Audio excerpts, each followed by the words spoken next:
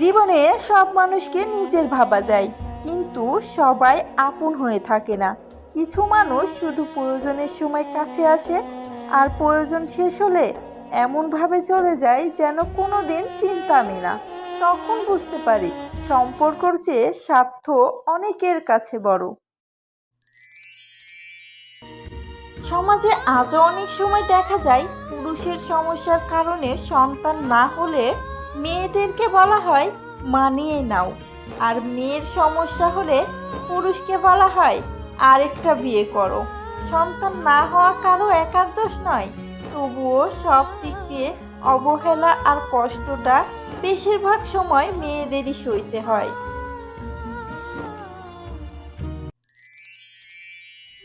সব কষ্ট চোখের পানি হয়ে ঝরে না, কিছু কষ্ট বুকের ভেতরে নীরবে জমে থাকে, যা কাউকে বলা যায় না।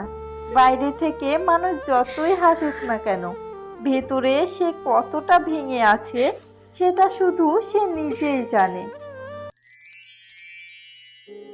মানুষের জীবনে সবচেয়ে বড় সম্পদ টাকা নয়, বরং একটি সুন্দর চরিত্র, পরিষ্কার মন আর মানুষের দোয়া। অর্থ একদিন শেষ হয়ে যেতে পারে, সৌন্দর্য একদিন ম্লান হয়ে যেতে পারে, কিন্তু ভালো ব্যবহার কখনো পুরনো হয় না।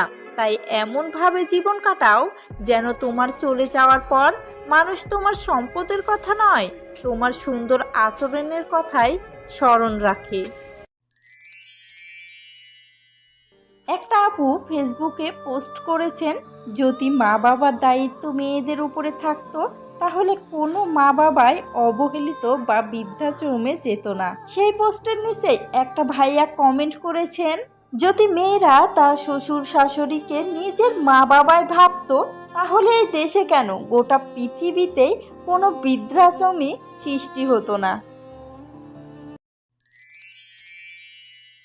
জীবনে হার মেনো না, যারা তোমাকে অবহেলা করছে তাদের ঘৃণা নয়, জীবনের সাফল্য দিয়ে উত্তর দাও, কারণ নীরব সফলতাই সবচেয়ে শক্তিশালী প্রতিশোধ।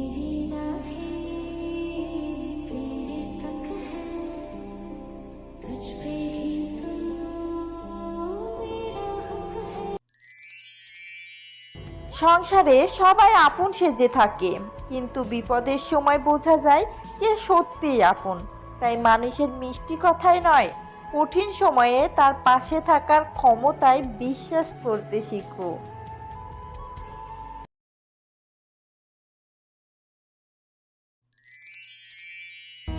জীবনে সব মানুষকে নিজের ভাবা যায়, কিন্তু সবাই আপন হয়ে থাকে না।